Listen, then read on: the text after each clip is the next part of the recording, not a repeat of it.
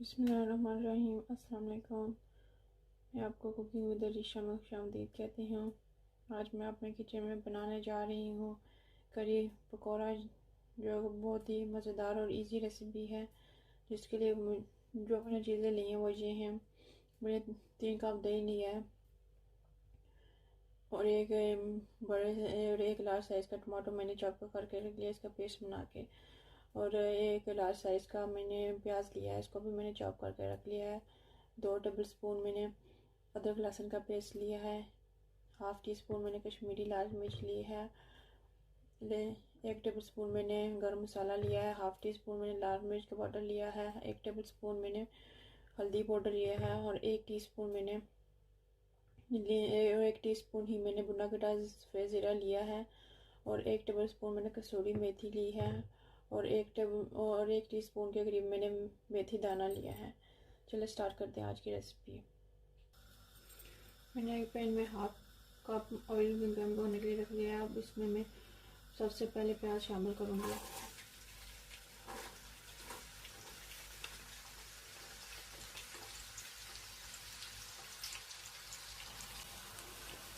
पहले मैं आपने रफली चॉप किया हुआ प्याज शामिल करना है ताकि जब ये ग्रेवी में अच्छी तरह से पेस्ट बन सके।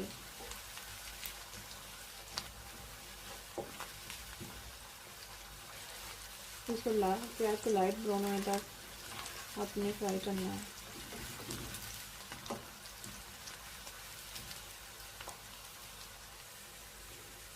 प्याज हमारा लाइट ब्राउन हो गया। अब इसमें मैं अदरक लहसुन का पेस्ट शामिल करूँगी और साथ ही मेथी दाना पहले से शामिल तो कर रही हूँ ताकि इसका टेस्ट अच्छी तरह से करी में आ जाए। आप भी जब करी बनाए तो उसमें 1 टीस्पून मेथी दाना लाजमी शामिल करें, इससे करी का टेस्ट बहुत अच्छा लगेगा।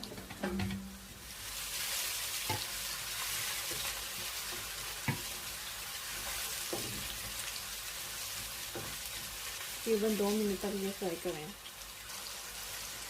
2 मिनट फ्राई करने के बाद मैं इसमें 1 गिलास साइज टमाटर को इसका पेस्ट शामिल कर दूँगी और इसको अच्छी तरह से भून लूँगी। टमाटर डालने के बाद इसमें सारे स्पाइसेस शामिल करेंगे और इसको अच्छी तरह से भून लेंगे। करी की ग्रेवी आपने बिल्कुल स्मूथ तैयार करनी है।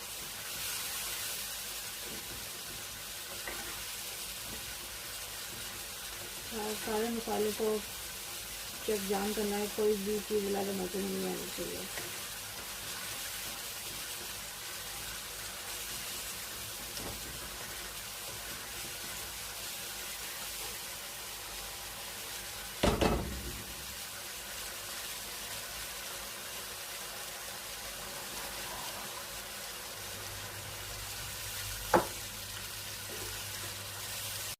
जब तक हमारा मसाला तैयार होता है तब तक मैं दही को फेंट, क्योंकि आप मैं ब्लेंडर में फेंटने जा रही हूँ, आप हाथ की मदद से भी फेंट सकते हैं। सबसे पहले मैंने 3 कप दही ब्लेंडर में डाल दिया। अब मैं इसमें 1 टेबल स्पून नमक डालूँगी। मैंने नमक मसाले में नहीं डाला था। और साथ ही 1 कप मैं इसमें दूध शामिल करूँगी और इसमें 2 खाने के चम्मच बेसन आपने शामिल करना है। इससे आपकी करी का टेस्ट बहुत ही अच्छा आएगा। मैंने जगह में सारी चीज़ें शामिल कर लिए हैं। चलिए अब इसका ब्लेंड करते हैं और अब करी में शामिल करते हैं। ग्रेवी रेडी है और बिल्कुल ऐसे स्मूथ ग्रेवी तैयार करनी है। अब इसमें मैं दही फिरा हुआ शामिल करूँगी।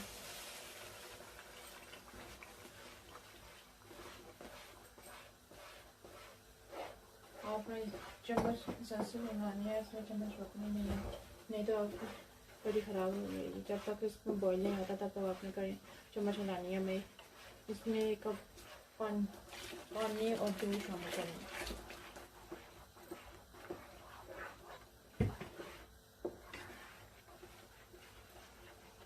इसको अच्छी तरह से मिक्स करना है जब तक ये बॉईल ना आ जाए।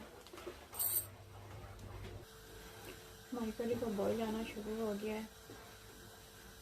जब तक इसमें मुकम्मल तौर पर बॉईल नहीं आता तब तक आपने चम्मच हिलाना है। तकरीबन 10 मिनट लगेंगे इसको मुकम्मल बॉईल आने में। मैं उम्मीद करती हूँ आपको मेरी रेसिपीज़ पसंद आती होंगी। बस मेरी ये रिक्वेस्ट है कि आप मेरे चैनल को सब्सक्राइब करें और अपनी फ्रेंड्स और फैमिली के साथ शेयर करें, ताकि मैं फ्यूचर में भी अच्छी अच्छी रेसिपीज़ बना के अपलोड करूँ। और मुझे आप अपने कमेंट से भी आगाह करते रहें, जिससे मेरी और हौसला अफजाई होगी और मैं और अच्छे से मेहनत कर सकूँगी और अच्छी रेसिपीज़ तैयार कर सकूँगी। हमारी कढ़ी को बॉईल आ चुका है। चलिए आप स्टार्ट करते हैं पकौड़े बनाना। मैंने बोल में 1 कप बेसन डाल दिया। इसमें सबसे पहले मैं 1 टीस्पून कसूरी मेथी शामिल करूँगी और 1 टीस्पून मैं इसमें कुटी हुई लाल मिर्च शामिल करूँगी। 1 टीस्पून इसमें हल्दी और 1 टीस्पून मैं इसमें शामिल करूँगी सॉल्ट। 4 साइज का प्याज। मैंने पैन में ऑयल गर्म होने के लिए रखा था। ऑयल गर्म हो चुका है। अब मैं इसमें पकौड़े शामिल करूँगी। मैं छोटे छोटे साइज की डाल रही हूँ। आपने जैसे पसंद है आपने ऐसे ही बनानी है।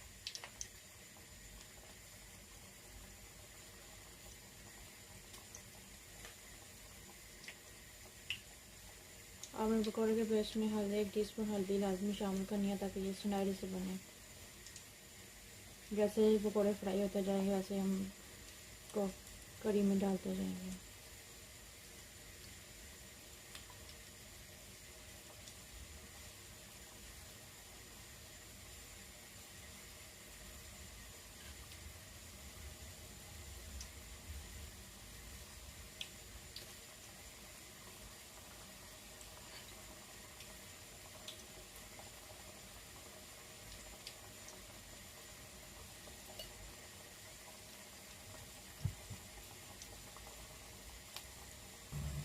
पकौड़े हमारे रेडी हैं। इनको इतना ही सुनहरा करना है, इससे ज़्यादा नहीं। और इस जैसे इसको निकाल के साथ ही हमने कढ़ी में शामिल कर देना है।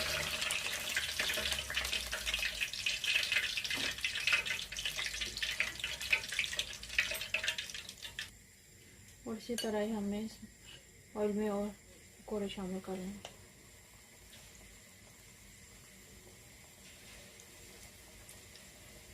कढ़ी में बिल्कुल सुनहरे कलर के पकौड़े होने चाहिए, इसलिए आप इसमें 1 टीस्पून हल्दी लाजमी शामिल करें और पकौड़ों को ज़्यादा फ्राई ना करें।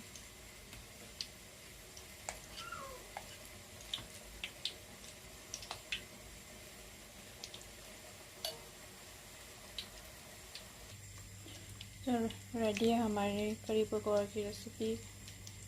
उम्मीद करती हूँ आपको आज की रेसिपी पसंद आई होगी। अगर आपको मेरी रेसिपी पसंद आए तो प्लीज़ मेरे चैनल को सब्सक्राइब करें और लाइक और शेयर करें। अल्लाह हाफिज़।